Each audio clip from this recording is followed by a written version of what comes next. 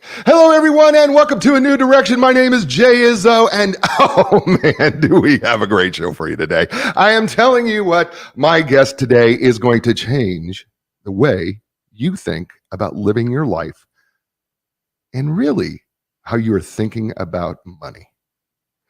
You know, we don't like to talk about money very often, but there is a thought process around money.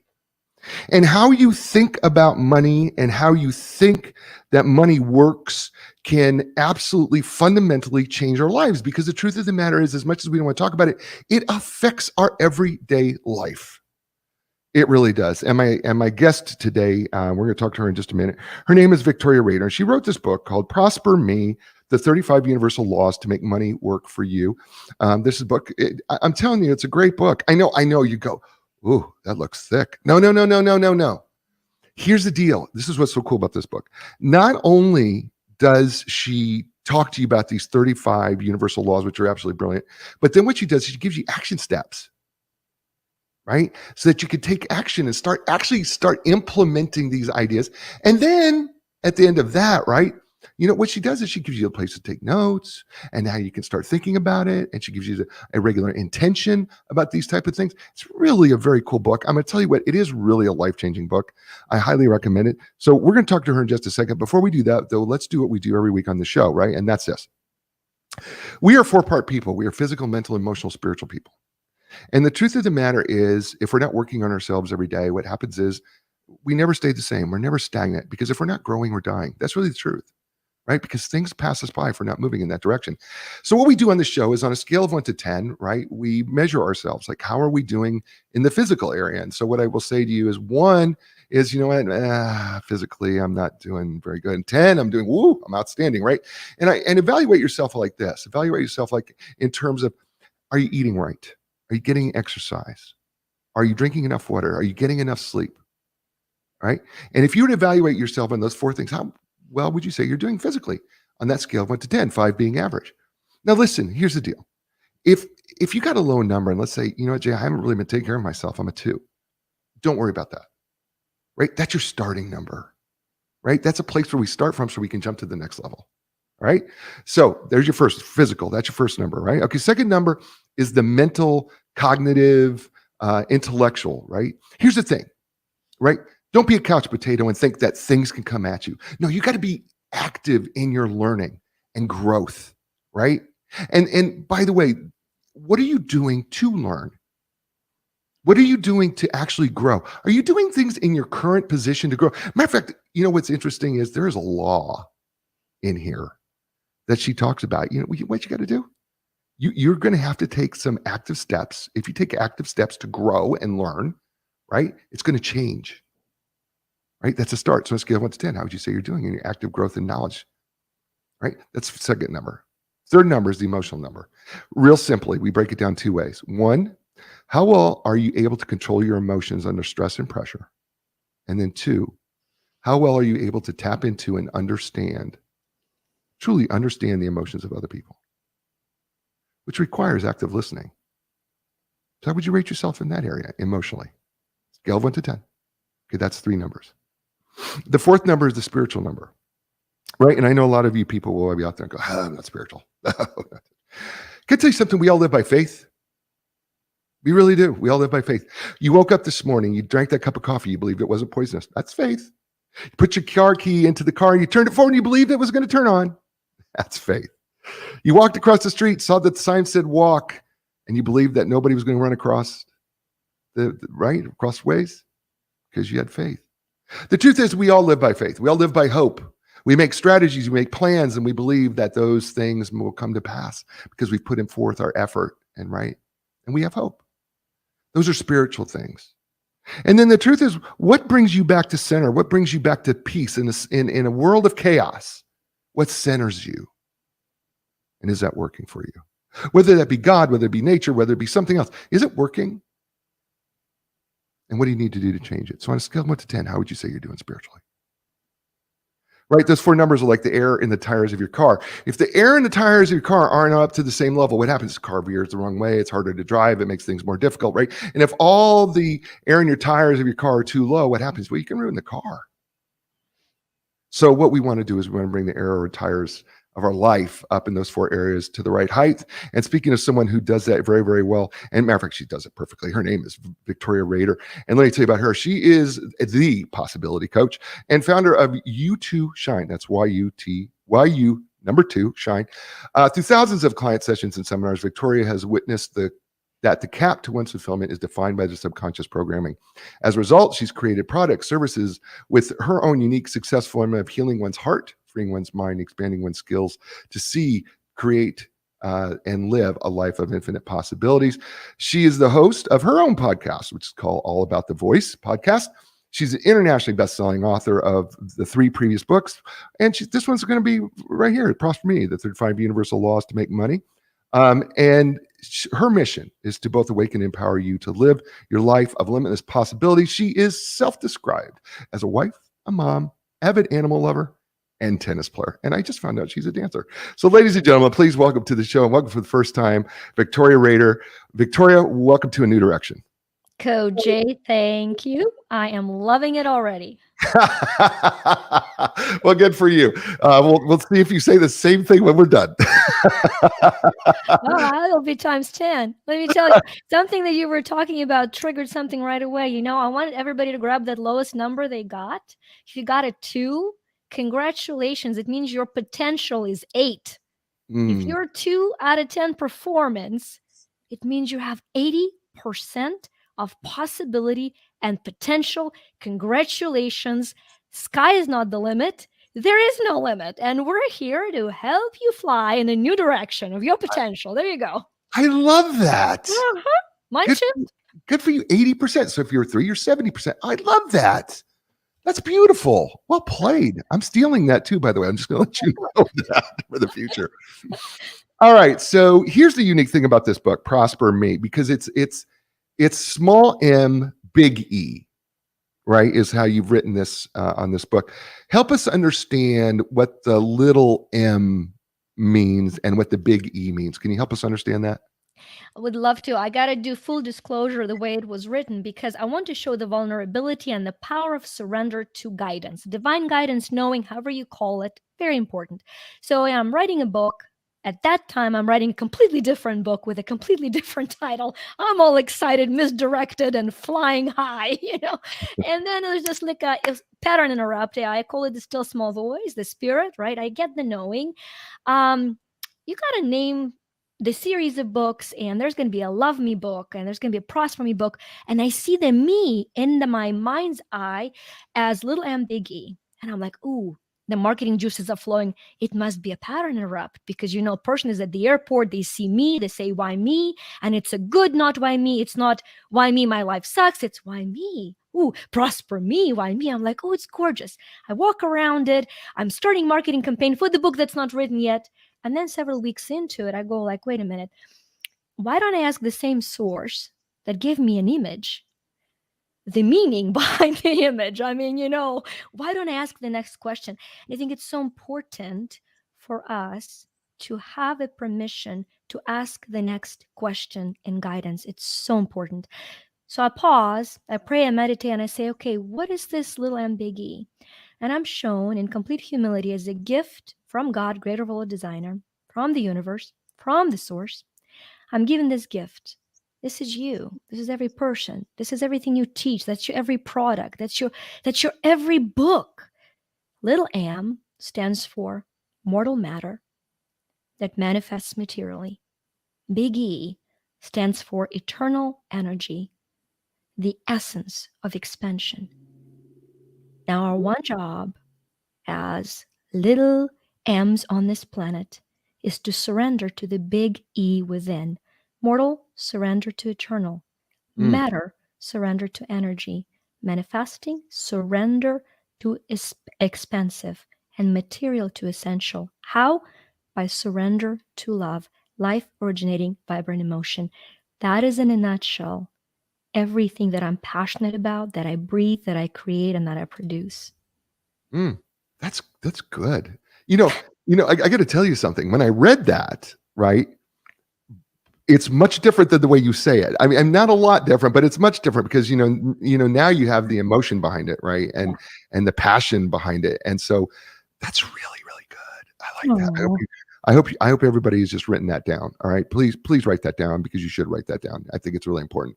All right. One of the things that you say at the very beginning in the introduction of the book, you say abundance and prosperity are not caused by how much money you have, but instead are a result of what you do with your money to guarantee that you live a prosperous life.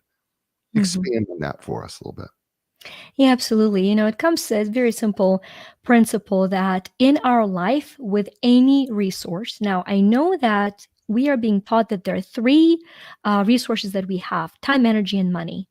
Mm, I come up and say there's one resource, and that is energy. How we manage energy will create more time and or more money, or less time and more money ability. Just one resource. It's all about mastering the energy.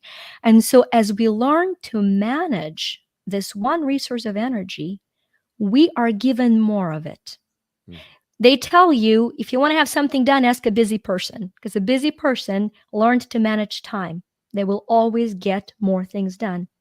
And we also say money goes to the rich, rich get richer, poor get more poor. But the concept is the same. Your ability to manage what you have, time, energy, or money, increases your capability and capacity for more.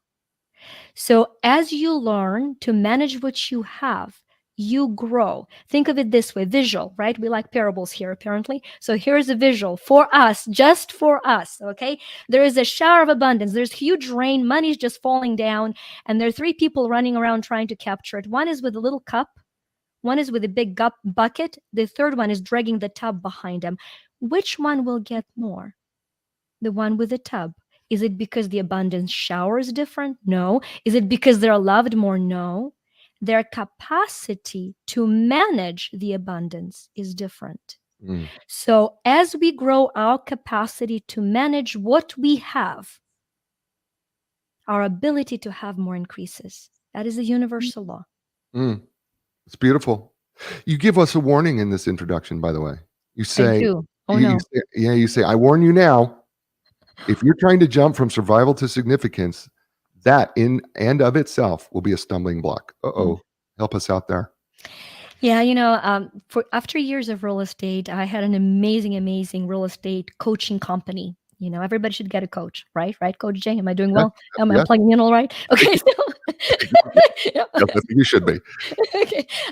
So Brian Buffini is a real estate coaching company who Brian taught this concept for realtors, but I applied for everything in life. He taught about different stages of development from survival to stability to success to significance. Now I look at it and I say, interesting.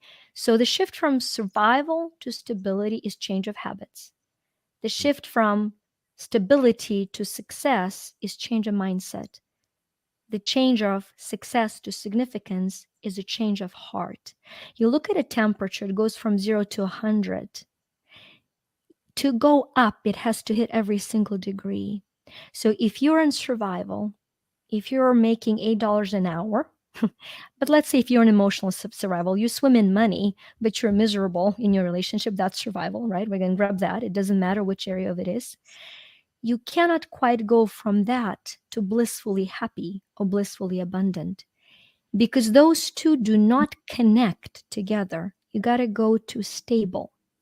And most of us do not allow for us to go to stable because stable in our culture, unfortunately, is equated to stuck. And heaven forbid you'll be stuck, right? Because we don't want to be stuck. So what do I mean by that? The same things that get you out of survival to stability, you keep doing and to those habits, and then you add the change of mind. And then it opens your heart so you slowly grow with your capacity. And as you grow and expand, the results follow your path. Beautiful. Beautiful. Well done. That's beautiful. I love that. Hope again, I hope everybody's writing this down. Okay. You should be writing this down. All right, let's dig into the chapters. Let's start just digging in because chapter 1, which by the way, it's 35 laws. But chapter one is near and dear to my heart, and I talked to you about for the show. Chapter one is the law. First law is the law of gratitude. And you say gratitude creates abundance. Let's talk about the power of gratitude and why that is so essential as the first law. I think it is the beginning and the foundation because it triggers in our mind one of the 6 mental faculties of our mindset, which is perception. Until we perceive life as a series of miracles, we cannot imagine or create it as a series of miracles. A lot of manifesting schools start with imagination. It's a step behind. It's a second mental faculty. You cannot out-imagine your self-image that is tied to your self-worth, that is tied to your awareness of your infinite soul. If you don't perceive yourself as that, you will not imagine a life of infinite possibilities. So perception is where it's at. Gratitude expands our ability to perceive the world as a opportunity for miracles. I love English language. It's not my first, it's my fourth language, right? I grew up in Ukraine. But I love English language because it has so much direct description in it. You know, I love the word appreciation because what you appreciate appreciates. What you're grateful for grows in value. We have appreciating assets financially. We have depreciating assets. Assets that we pour value into that grow, they appreciate. So it is relationship.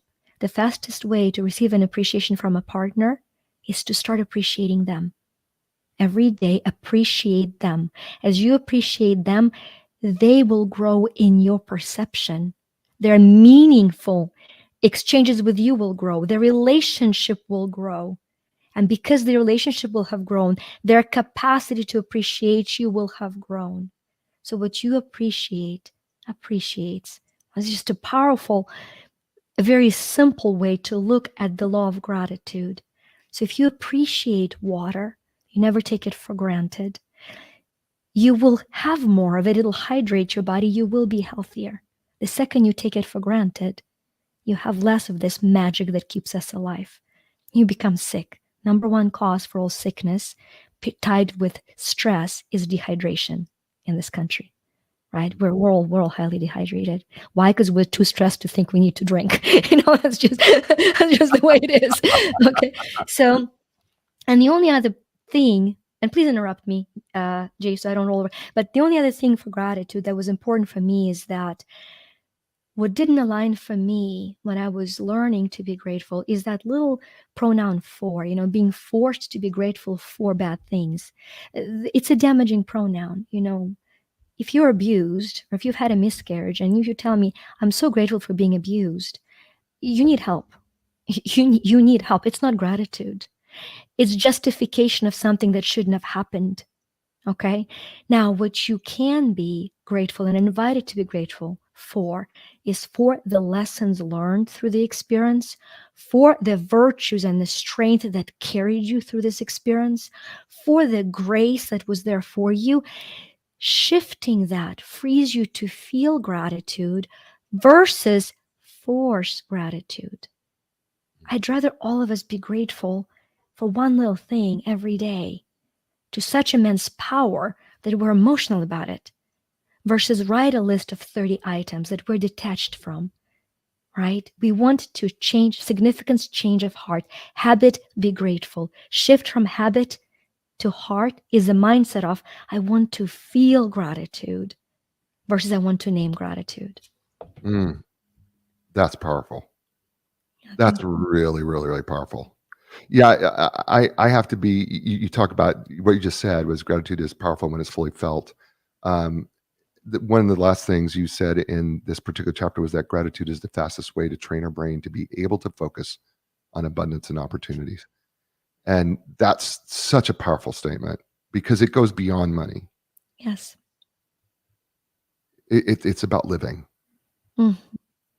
Right. At the end of the day, it's about living. And speaking of which, you know what? Her name is Victoria Rader. She's going to talk more, right? We just got started. The book is called Prosper Me, the 35 Universal Laws to Make Money Work for You. You're listening to her here on A New Direction. Hey, folks, listen, Epic Physical Therapy, my physical therapist. I think they should be yours too, by the way. I mean, they're absolutely fantastic. I'm going to tell you what, if you want a customized treatment program that is designed specifically for you, right? Because they work with professional athletes and people like you and me, right? The truth of the matter is, but they customize it for you. So when you want epic relief, epic results, epic physical therapy, go to epicpt.com. It's EPICPT.com. And Linda Craft Team Realtors, listen, for 38 years, she's been helping thousands of people transition in life. I know it says realtors, right? You think in houses, selling, buying. That's not what they do. What they do is they help people transition life. Every place you've ever lived has been a life transition. Think about it. And what they want to do is help you transition to that next place in life in a smoothly, non-stressful way as possible. And they've been doing it for 38 plus years. And they would love to invite you to join them in helping you with your transition. So when you're ready to sell your home or buy your home and make that transition, go to lindacraft.com. That's LINDACRAFT.com. And we're back here on A New Direction with Victoria Rader, her book, Prosper Me, 35 Universal Laws to Make Money Work for You. And got to get it in front of the camera, right? And for those who are listening on podcast, you can't see that I have to shift the book on camera, but that's okay. By the way, I want to thank you all for listening, wherever you're listening from, however you're listening, whether that be on podcast or watching us live or watching us on cable TV or listening to us on the radio. Love to have you give us some feedback. Tell us what you'd like to hear on the show. We'd love to hear you, and give us a review. We'd love to hear that as well. All right, let's go to chapter 2, because I think chapter 2 follows chapter 1 of gratitude, the law of gratitude. And this is the law of harvest. Now, we're pretty familiar with the statement, you reap what you sow, but you take it to another level. Help us understand. Yeah, you see, we're not always aware of what we're sowing. You don't reap what Right. you think you sow. Right. You actually reap what you sow. This is the whole point of that thing. I mean, and I've seen it in my life, and I've seen it repeatedly. And the example I think I use in the book is so beautiful, but most of us are like, oh, I want to have a good deal. I hear people say, I hate paying the full price. And then I hear the same people say, I can't sell my program for the full price. I'm like, what a surprise. Turns out we actually reap what we sow. So without self-judgment, look at what you're reaping in your life right now. In any area of your life, right? Jay was talking about the 4 areas. In any area of your life, pick one and say, what is not so good of a harvest I'm reaping? Where are the weeds? Okay, where are the weeds I'm reaping? Once again, without self-judgment, this is an awareness exercise. We'll go into acceptance later, but awareness. And then you say, I wonder, how did I sow this into my life? And if you have no judgment, you'll have the answer almost instantaneously. And then you'll know which seeds to shift so that with the progress of time, you will have a different harvest. Sounds simple, not easy, simple, but very healing and empowering practice. And another concept that's huge. If you sow generosity, you will reap generosity. If you sow service, you will reap service, and so forth. But what is very important to understand is that there are seasons to sowing and harvesting, and a lot of us want to harvest when it's the time to sow or to nourish the field, and a lot of us quit sowing, and then when all of a sudden the harvest has dried up, we're like, what happened? Everything was going so well for me. So we want to keep sowing, either it is emotion or action or service or practices, with intention, so that in its due time, I call it divine time, we too can reap, we too can receive. And here's the gorgeous insight. We all reap more of what we sow, not necessarily where we sow it. If you put a seed in, a bird could have picked it up and carried it to a different field. So we don't always reap where we sow. You pour into one business, don't expect for money to come back to you from it. All of a sudden you get an unexpected, quote unquote, money coming to you from a different source. Same principle. We reap more of what we sow, not necessarily where we sow. Huge. One apple brings millions of apples long term. One seed, many trees, infinite apples, Mm, right? Yeah. yeah.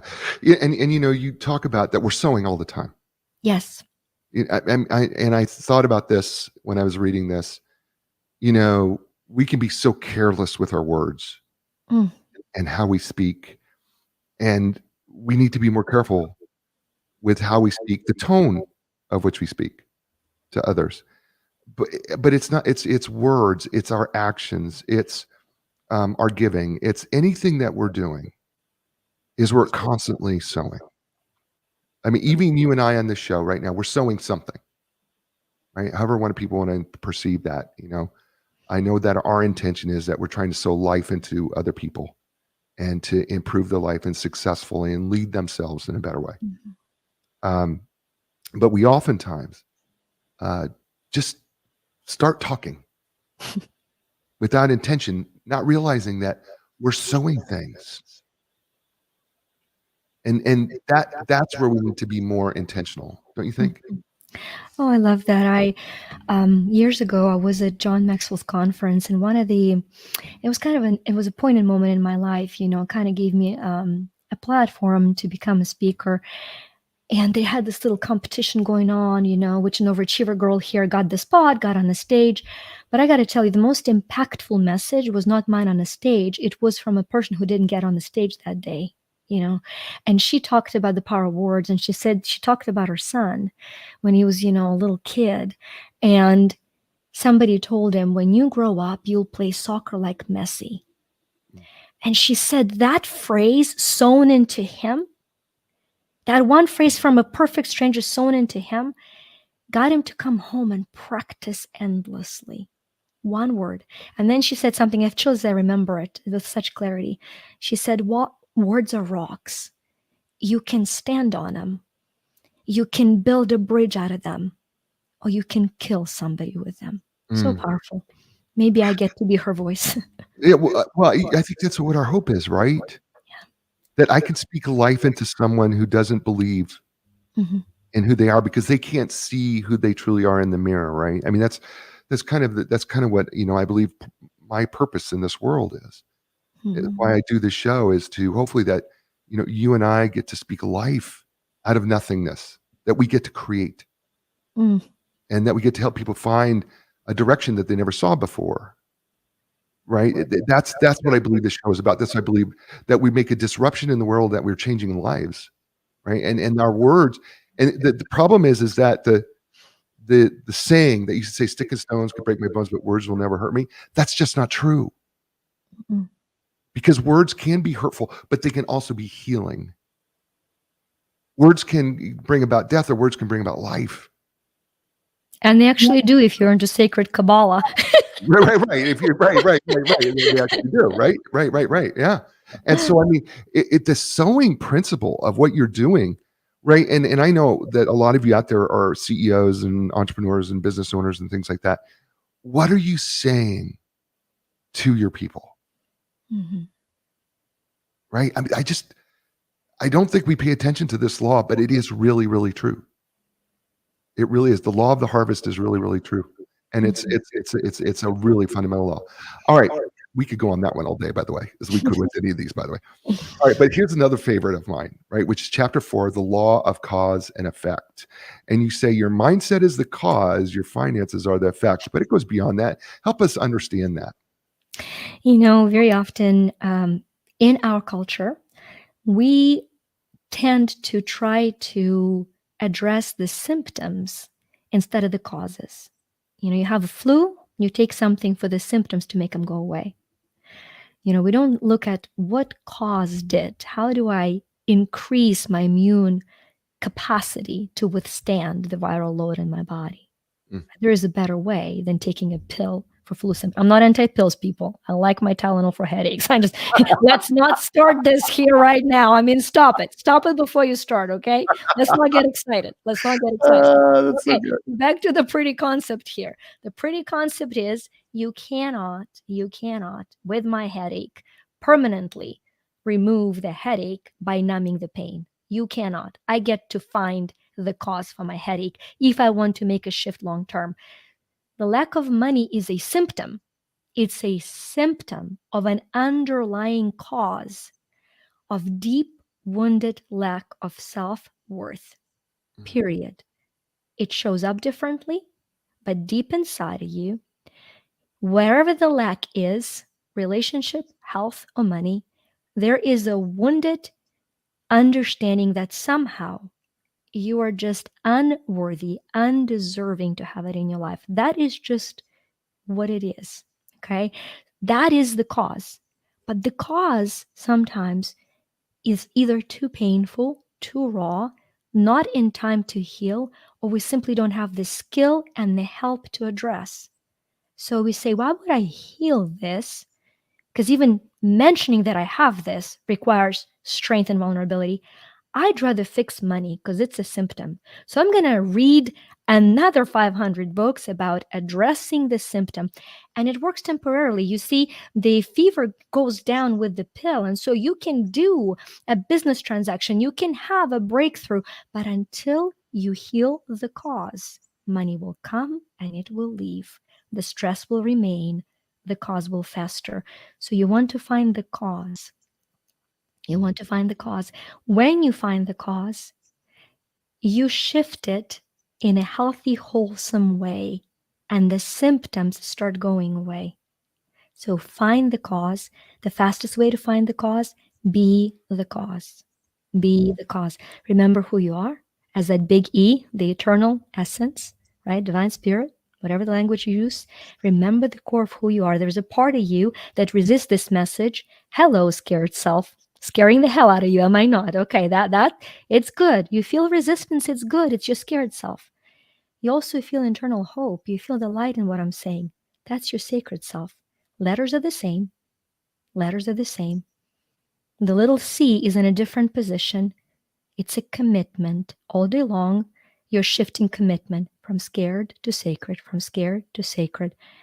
The goal for cause and effect is for us to be the cause from the place of sacred so we can create a life not of scarcity that scared creates, but from sacredness, from miracles, from empowerment, and from healing.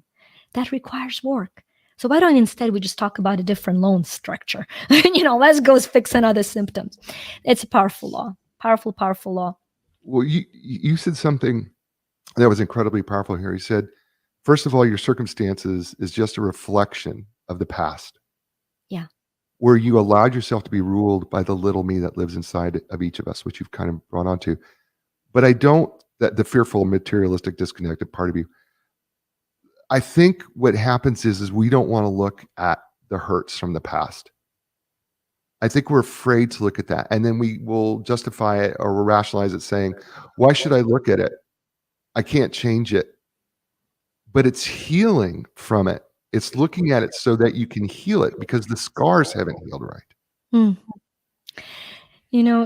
Jay, what comes in is, and I rarely share this, but I always shared when it fills my heart with that story, and that is, 2005, 6-ish, somewhere there was a very, very hard time in my life, like in all aspect of my life. You could marriage, children, money, health. There, just pick an area on your little wheel, flat, flat, all four, no movement. We're like not going. We're all four tires flat. The spare also flat. Okay, that's where I was. It's so good, man. I'm getting good here. I love this. I love the energy you've created. So okay, now back to serious. So I find myself really, really, I'm healed. I can laugh, right? But if you were in that place, it wasn't funny. I was just distraught. I use the word desperate because I say inspired is when you let spirit in, and desperate is when the spirit is away from you. I was desperate. I forgot there's a spirit that I have essence that I can connect to. In that moment of desperation, I'm on my knees, I'm praying, I'm pleading. I don't know what I'm praying for. I'm so desperate, I don't know what to pray for. Literally, I'm like, here I am. And I have this perception, back to perception of being comforted. It's almost a physical perception of just as if somebody was giving you a hug and feel comforted. Just feel comforted. It's a very important thing. Not comfortable, comforted completely. And that little moment gives me strength to get up and just do. I ask myself just the next thing. What's the next best thing I can do? Just one. What's the next best thing? That question was my saving question. What's the next best thing I can do? And I rebuild my life. Now, why am I sharing this now? In 2013, 14, in 2014, 15, rather, somewhere there, don't quote me on the year, I have a very different experience. I'm in one of my brightest moments in my life. Everything is thriving, it's vibing, it's gorgeous. I've stepped into reaping. I've stepped into reaping big time. And I develop a new practice every day. I meditate, I pray, and I say, who's the person that I can focus on to send this energy to make it available to them, to extend the healing to them. So there's this one day where I'm in my temple and I'm asking who's that person. And I'm brought back to me on my knees, asking for help and asking for comfort. The most poignant moment in my life of understanding what it is to be there for me. I go into that space. I imagine that I give myself the love and the comfort, allowing God working through me in both places. And so, for all of us, those moments in the past where we felt we were not there, if we're sitting here now, whether it was us, whether it was higher power, something cared for us enough to have brought us here. So when we look at those moments, we shift to looking at them with deep, profound gratitude, law one, for being loved so much that we get the privilege to sit here today and attempt to forget it. Now, when you look at it that way, past becomes a miraculous unfolding. That's amazing. That's beautiful. It's so hard, I think, for so many of us to look at our past and understand our trauma. I had Dr. Ryan Govertson on here who is an expert on mindsets. And he talked about that if we ever want to get to our vertical development, that we have to look at our past trauma and we have to begin to heal ourselves internally and mentally in order for us to really move and succeed if we're ever going to reach that level of sophistication emotionally. Mm-hmm. And we have a tendency to want to avoid that because we don't want to blame our parents, or we don't want to blame things that have happened to us for what we are now. And I think that's okay to say that, but there's always that thing that if you don't resolve it, it stays unresolved. And there's always a piece of resentment that always remains if we don't rid ourselves of the resentment. And I think one of the things that you say in this is you can change your mindset, shifting it from fearful survival, meaning to believing in a significant me. Changing your current mindset enables you to create a different future. But it can't start unless we've dealt with our past upbringing. You talk about your past thoughts, your past actions.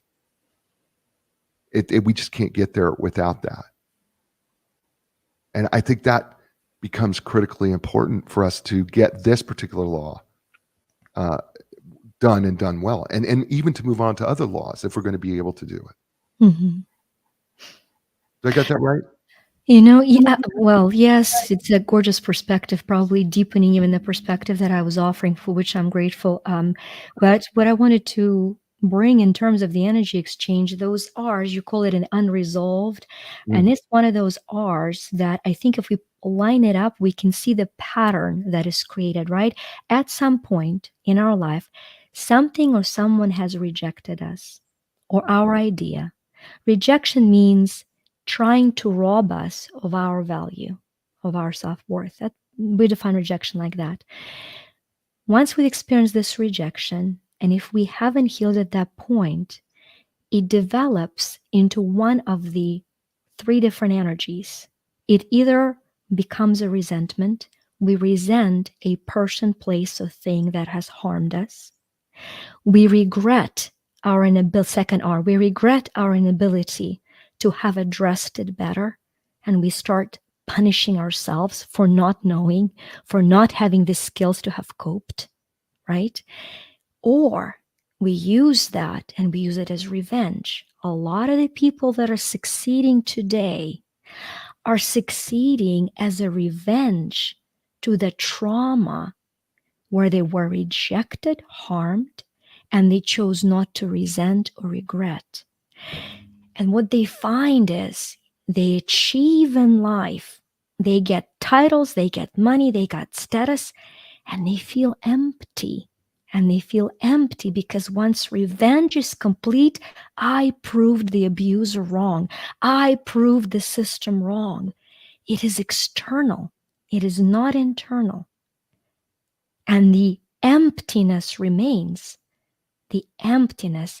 And then there's a second tier going back to, I've done it all, I proved them wrong, I still feel empty. I resent this process, I lose the sense of life, I regret what I've done. And you have incredibly outwardly successful people suffering profoundly inside. Mm. That's what unresolved wound does to the human life. Mm. Wow. Okay, listen, ladies and gentlemen, you need to be getting this book immediately. It's called Prosper Me. It is the 35 Universal Laws to Make Money Work for You. I wish we could do a 22-hour show because that's what I'd be doing with her if she could last it out. It's absolutely outstanding. You're listening to her here on A New Direction. Folks, Epic Physical Therapy, listen, what can I say about them except that, you know what, they offer the top of the line, most advanced equipment, including the Alter G anti-gravity treadmill, the Normatec compression sleeves, game ready. That's just a few. They're trained and certified in the most cutting edge therapies like blood flow restriction therapy, right? Dry needling, and cupping. And that's just a few. Listen, when you're ready for your epic relief, your epic recovery, your epic results, start with epicpt.com. That's EPICPT.com. And Linda Craft Team Realtors, listen, for more than 38 years, helping people transition in their life, right? Every home you've ever purchased, every apartment you've ever lived in has been a transition in your life. That's what they help you do. They help you transition to where you're going and where you've been. And they do that in the most efficient, smooth way with the least amount of stress to you.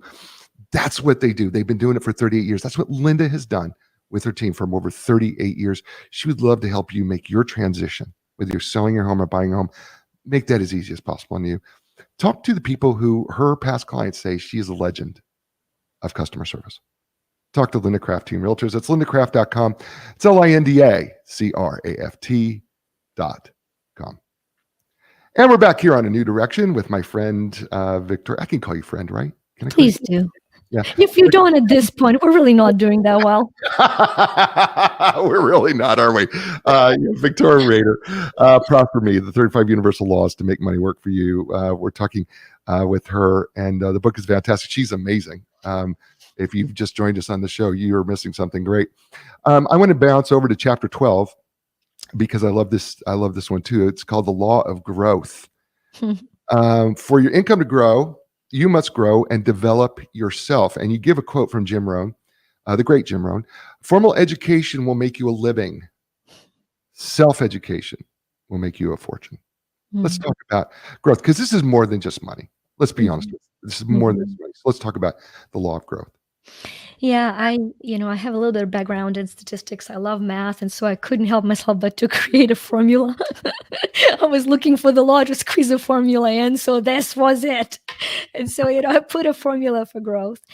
And, we're very results-oriented society. So on the equation there are the results, but it's very important. Looking at the formula, I'm going to say is that we never control the results. We just never do. We only control the input. We trust the universe to provide the output. It's so important. So let's not worry about results. Let's trust the results. Jay, talk about faith. Let's have faith in the results as we put in the 3 ingredients and 4 if you want to have infinite results. So 3 ingredients are: you take your mindset, you multiply it by your skill set, you multiply it by effort, and that's what brings results. Now, if you're a person of faith or spiritual person, you can add God to your equation, multiply those three by God, you get infinite results. Don't have to. Can be all on you. That's fine. It's free agency. I love it. So let's look at those three ingredients, right? What in math, when you take multiplication in math, if one of the three is a zero, results will secretly be a zero, even if not temporarily, permanently. So if you do 1,000,000 times 10 times a zero, it equals zero. So what happens for a lot of us, we're addicted to one of those three ingredients. We're really good at mindset. We've listened to every podcast, we've read every book, we are in debt for the conferences we've gone to grow our mindset. But we still have zero results. Well, if only I just grow my mindset a little bit more. That's the one category. I get to laugh at all three because I am all three. Okay. I'm a recovering all three for three. So then we have the skill set. The skill set people are, well, another training, another achievement, another degree, another piece of paper. You look at my wall, covered. It's a covered wall of achievement. So adding skills, adding skills, adding skills. And then there is an effort people. And the effort people are, I'm going to keep doing. I'm just going to keep grinding. There's an effort that is poured in. Now, it's gorgeous when the three are balanced.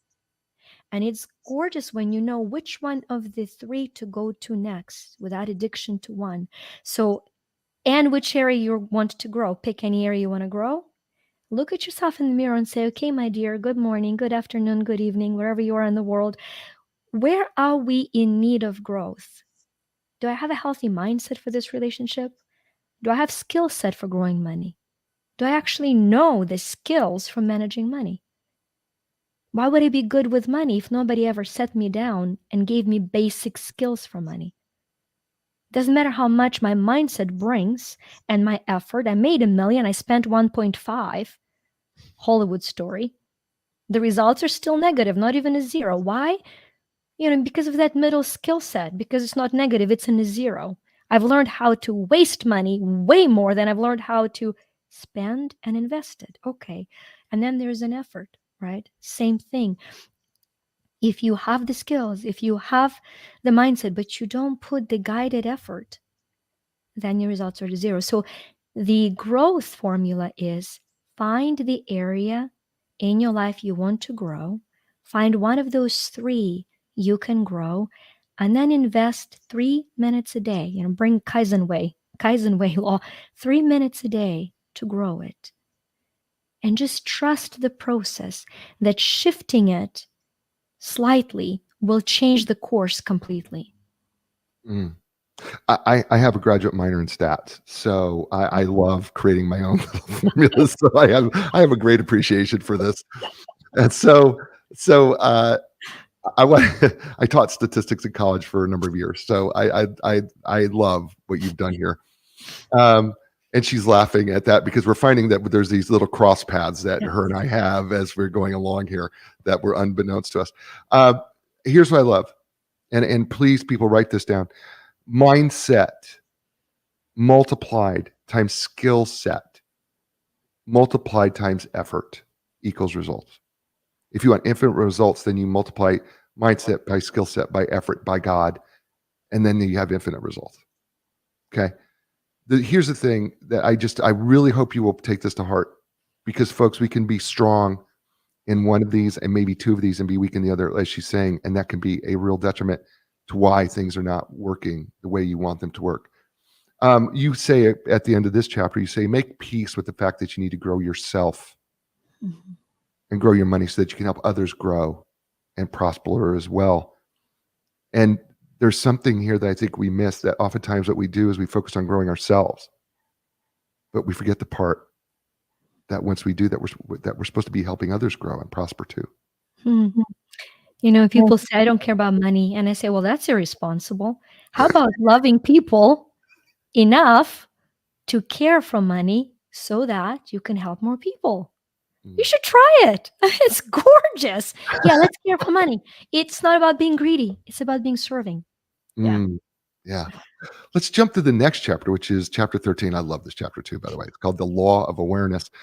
And you say awareness leads to mindset change, and mindset change leads to prosperity. Talk to us through this. If you're in prison and you are unaware that you are, you will not seek freedom. I mean, 3 meals a day. It might be a dream, okay? So the first step is, where is the prison in your life? Where in your life you are a captive prisoner? I find it for a lot of us, it's our mental structures. We are so imprisoned by some of our paradigms that we're unaware that there is an opportunity outside of them. I coined possibility coach for me because for me, manifesting, the big fancy word these days, is simply transforming possibility into reality. Until you know there is a possibility of something, you're unaware. And if you're unaware, you cannot make it your reality. Speaking of statistics, possibility is not enough. You want to make it probable, okay? It's very important. You want to take possibility into probability. And awareness is what does it. It makes you aware of what is possible. Then it expands you. Not only it's possible for me.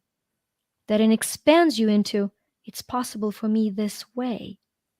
That it expands you because it was possible for me. It's possible for others. And then awareness grows. How do I lead others to expand their awareness?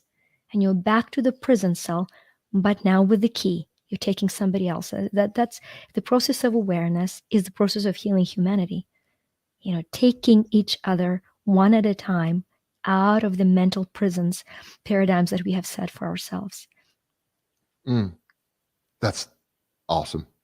You talk about it, it's there is a gratitude portion to this too, isn't there? Yes, absolutely. Yeah, you're aware of life either through complaining, comparison, and criticism, or through gratitude. And you create life correspondingly. So if you become aware through miracles that are already there for you, you will see more miracles. You will create more miracles. And so what you're aware of, I say, notice what you notice, because what you notice is what you create. It's huge. Like if you're a single person right now, I feel there's somebody who is well-to-do and very single listening right now. I'm talking to you. We're pausing the show. We're talking to you. So, here you go. You're like, okay. So I'm single.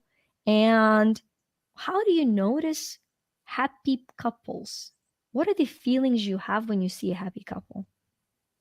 Do you feel it's unfair? Do you feel how come? Why them, not me? Because how we notice things is what we create. So the second you genuinely are thrilled for seeing that happiness is possible, that shifts your awareness into, then it's possible for me. That's that shift of gratitude. Sometimes we don't have it in our life to be grateful for.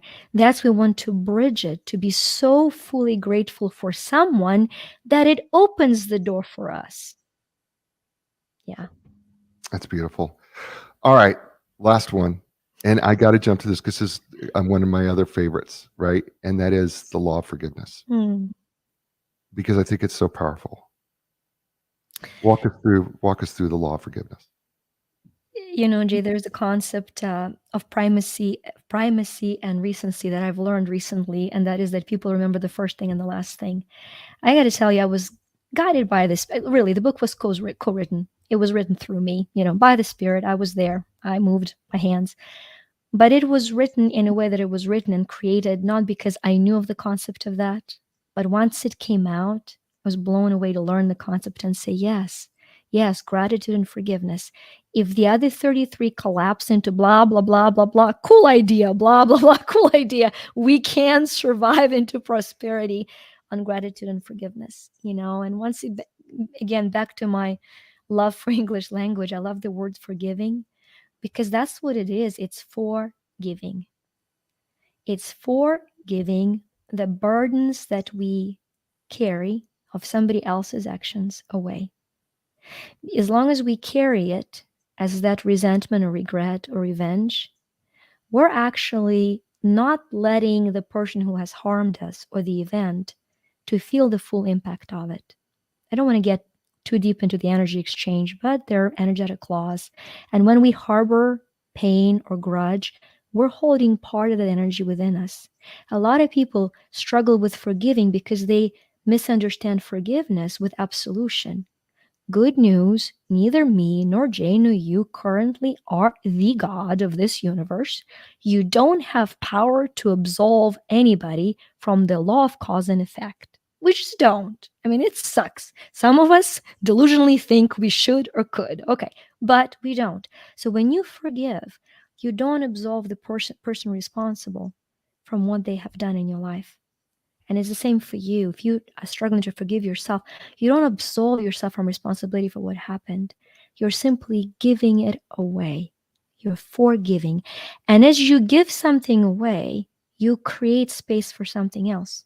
So you're giving space for growth, for abundance, for prosperity. Lack of forgiveness blocks our ability to receive abundance. If I'm holding a huge poster that covers my face and I'm carrying it around, I cannot see the way in front of me. I cannot distinguish the opportunity in front of me. That's what the lack of forgiveness does for a lot of us. As we give it away because it is forgiving, new opportunities open up almost instantaneously because we give way to them to reach us. And in the chapter, for the sake of time, I won't take you through, but there's a powerful exercise that your subconscious mind needs to go through in order to complete forgiveness. You know, writing a letter to yourself from a person who has harmed you, or to you from you, forgiving you for what you might have done. Very important. Mm. We've been on an hour. It's gone so fast. It really has. You've been amazing. I kind of knew what I was getting. I didn't know it was going to be this much. Thank you. So thank you. Would you please tell people how they can get a hold of you? Yes, let's manifest miracles together. Go to manifestmiracles.me. It's a free masterclass I'm creating that's going to talk about mindset for miracles. It'll have practical steps, it'll have energy healing / shifts. It will be miraculous. So manifestmiracles.me. Find me there. Let's create miracles. Oh, that was so good. Infomercial. I'm going to put that. I'll put that on the blog post associated with the show so that people can also click on it and they can go there. So when you read the blog post, stay with me, ladies and gentlemen. You know what? That's the show. You know what? It's been absolutely outstanding.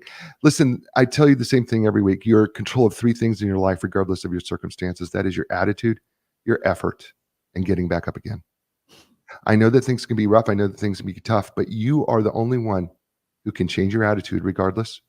You can decide how much effort you're going to give, and you can always get back up. Do it because it's within your capabilities. I'll be back next week. It's going to be another great person who's going to be another great author who's going to write another great book. It's going to be another great show, as I say to you every week, all over the world.